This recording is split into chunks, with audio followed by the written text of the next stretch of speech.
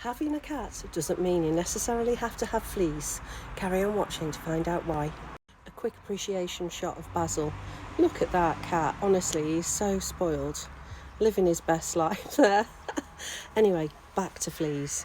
So there is a flea life cycle. I've had a lot of you messaging me right now, and I understand it can be quite embarrassing that you don't want people to know that you've got a flea infestation, but generally the horror of it is if you have one flea, you have thousands and thousands. The first thing to take on board is that prevention is always way better and certainly a lot easier than cure. So how do you prevent fleas in the first place? This is easy. Make sure that you really stay on top of your flea treatment. So there's different types of flea treatment available. There is this one I like to use, Frontline. Sorry, it's back to front. But there's Frontline, there's Advantage. I always get my flea treatment from a pet supermarket, as in, it's a proper dispensary, or from my vet. So I would never buy them from a supermarket or anything like that, because I want to know that they're going to be effective and they're not going to be toxic and they're going to be safe for my cats.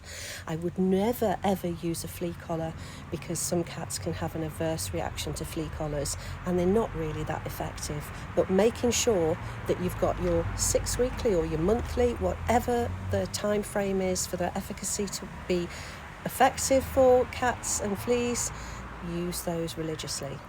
Now these are obviously a spot on that goes at the back of the neck. There are also sprays. Frontline do a spray which can be used on kittens, and this is just basically backcombing the cat's fur with your hand, spraying it liberally, and then literally wiping them back down with a towel. Sometimes you really have to rub that in. Tends to work better if you've not got a lot of cats that aren't going to be trying to groom each other straight away. So you do have to isolate your cats after you've just given them a little frontline spray. And likewise, when you're doing your flea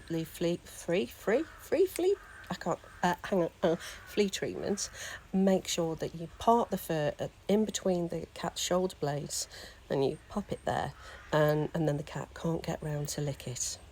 I'm going to go on and do a part 2 on this, which will be how to treat the fleas once you've had them. So we'll call this one prevention, and then how to deal with it in the part 2. Take a look at Noodle. Oh, he's sunbathing on his little sun deck. Right, catch you on part 2.